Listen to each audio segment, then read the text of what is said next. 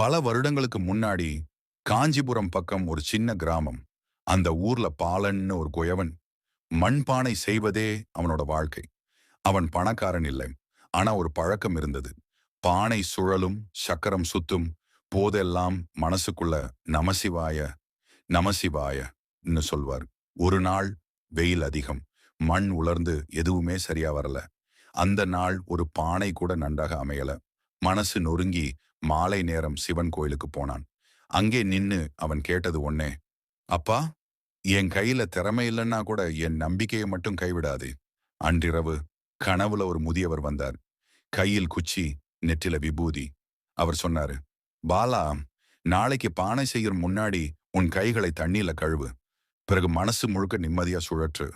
மறுநாள் காலை பாலன் அவர் சொன்ன மாதிரியே செய்தான். அந்த நாள் மண் மென்மையா, பானைகள் நேர்த்தியா, ஒரு பானையும் உடையல.